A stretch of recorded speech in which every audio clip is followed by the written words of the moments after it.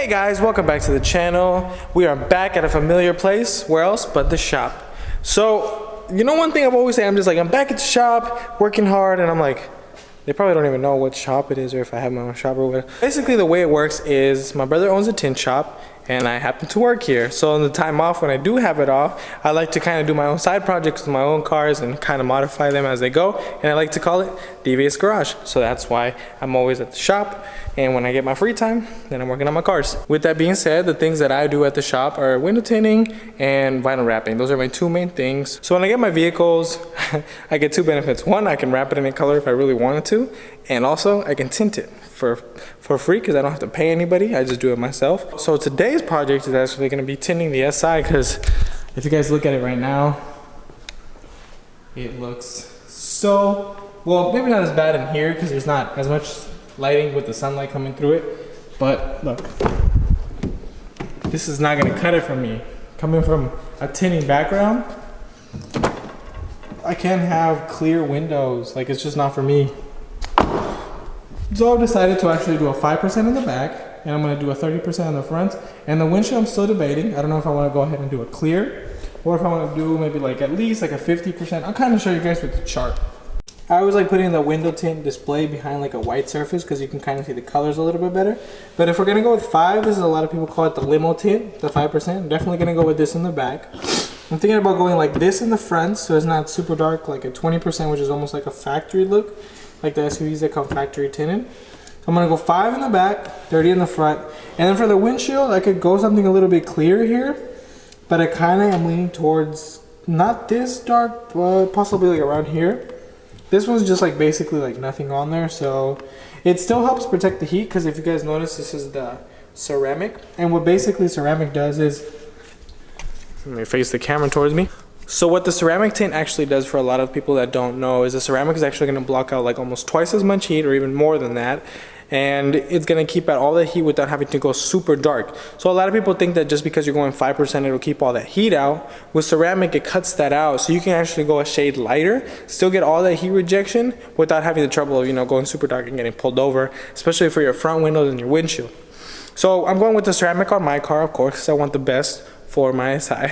If any of you guys are doing tint in the future, take this note. Ask how much ceramic is, and if you guys don't happen to, you know, like if you guys can't afford it, because I understand it's a little bit more pricey on, you know, it depends on the shop that you go to, but just ask for the ceramic tint. And if you don't do it in the back, at least get it in your front windows and even your windshield. If you're down to get on your windshield, highly recommend it. It keeps out all that heat. Once you've gone with ceramic tint, it's really hard to go back. So just take my word on it. Coming from a tinter, a guy who window tints on the daily, definitely go with ceramic. Just a couple of tips for you guys, you know, that are actually looking into this stuff. So now I'm gonna go ahead and get some clips of me cleaning the windows and actually pre-cutting the tint, just having it ready to go. And if you guys happen to, you know, want to get more like tutorials on actually how to tint, go ahead and comment that below, hit me on Instagram, and I'll go ahead and make a video a little bit more detailed, because I know a lot of you guys would want to do this, not just because to save money, but just you want to learn it because it's a good trade to have.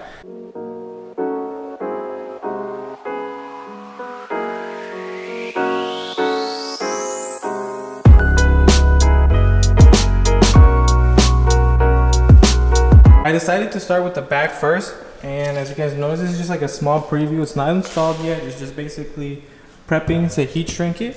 A lot of tutorials will probably tell you exactly what to do, but just make sure that you always heat shrink your windows. And heat shrink is basically all you need is a bottle, which is soap and water, just like here. You guys see that? That's all it is, soap and water. And if you guys don't know what soap, you guys can either use dish soap, or I usually recommend baby shampoo like Johnson & Johnson. If you guys don't want to use that one, then just go for whatever is the name brand of whatever guys you go. If you go to Walmart, Target, etc., they should have their name brand. So the cheaper version, it's all you're really gonna need. And when you apply, when you already cut out your window to the shape, you know, you're gonna just basically mark both sides with a Sharpie. That's what I like to do. Make sure you have like just another surface where you can cut on. It could be a table, it could be a piece of glass you're not going to use anymore. Cut both edges, give yourself a little playroom, like if you guys see where I marked it compared to where I cut it. And just use the blade, the sharp edge, trim the top, and that's how you get your top edge. And so heat shrinking. basically the way heat shrinking works. Hopefully I can show you guys with one hand. Didn't think this was gonna be kind of like a tutorial style, but just a couple tips for you guys who are trying it on your own. So you grab a heat gun, and then you watch what happens. You see it? You have the finger just kind of turns all squiggly. Yeah, that's what you guys want. As soon as it's like squiggly all the way, that's when you go ahead and grab any kind of like flat card that you might have. If I can find it in my pocket real quick. Okay. And you squeegee it down. If there's still some left over, like if you squeegee and it still comes back up, that just means you have to go over it again. But on the Civics, this is a be very careful with this area. I've noticed that on Civics, like the newer models, once you put a lot of heat around, like if you try to hold like around here, it will actually make this really, really hot. And when you go over it with your card like that, you can actually push it down because it's actually melting it with the heat. Not all cars do that. I mean, obviously you don't want to put it like any heat for super long in one area, but with these cars I noticed that just the amount of heat, this rubber won't hold up very long. And as soon as you go like this, boom, you like melt it inward. So be very careful. Just a tip for you guys, and I'm gonna get back to it.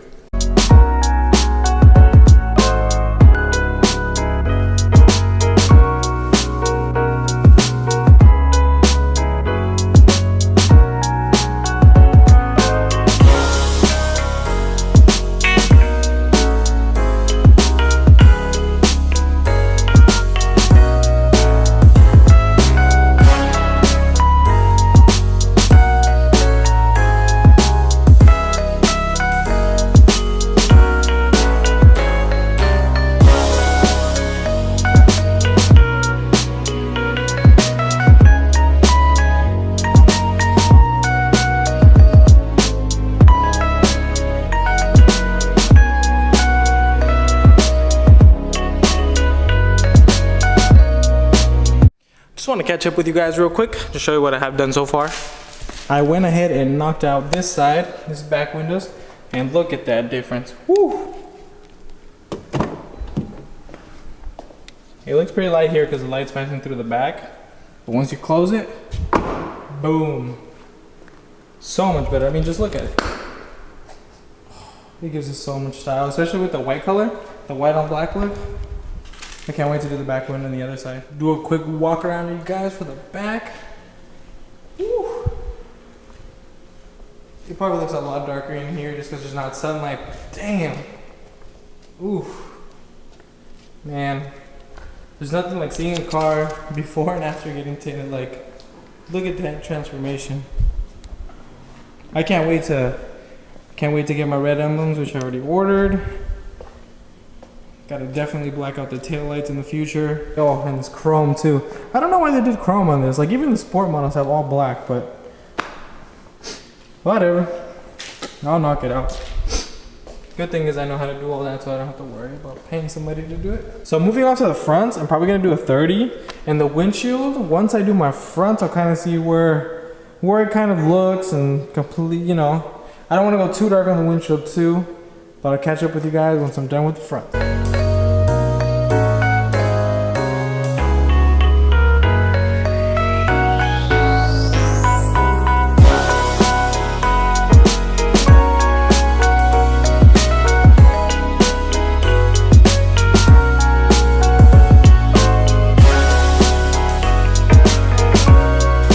So I got the fronts out of the way. So now when you look at the car, it's looking real good. Let me close the other door so you guys get a better idea.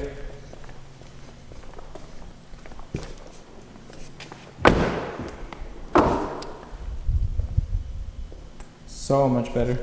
And we're not done yet. I finished cleaning up the windshield, have it all cut out and ready to go. So now I just have to install it on the inside, and then I'll pull it outside and have a look at it, see what it looks like all together. I'm just cleaning it up now, cleaning the inside. All windows are tinted, including the windshield. I'll probably knock out the sunroof some other time. I think I'll leave it as is for now. Regardless, you can't see it once you have the cover. But yeah, all windows are tinted. Just gonna go ahead and wipe down, give it a little, probably a little vacuuming, just because it's not crazy dirty right now. Because I've barely had it for a bit, but still want to make it look as clean as when I first got it.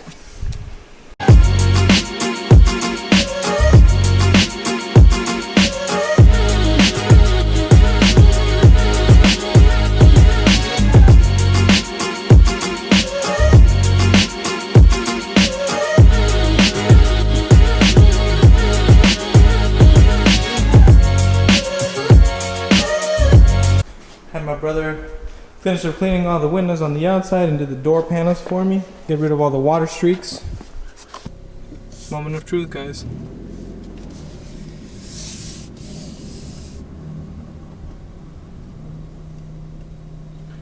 Let's go see if we can go find some sunlight still. There's a lot of shade, but there should be some sunlight right here.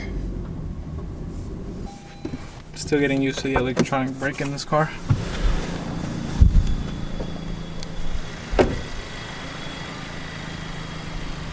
Ooh, she's dark. She is dark. She looks so good, by the way.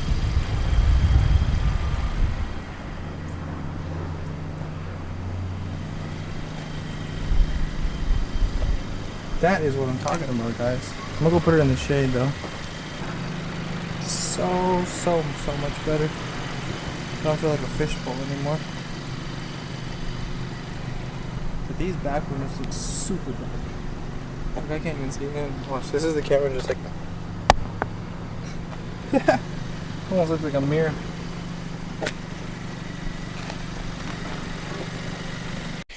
So as I was editing the video, I forgot that to make an actual intro for the video. So I thought I would make it real quick. I appreciate you guys for watching the video. And just a little word of motivation, just because I know that I've been going through it a little bit in the past couple months, especially when I was looking for my car and especially losing the CRZ, and you know, you kind of get into this dark spiral. So just to everyone who's out there, just remember to always keep your head up. Every day isn't gonna be perfect, and there's gonna be some dark times, but they will pass, they will get better, and everything happens for a reason. So keep your head up, and until the next one.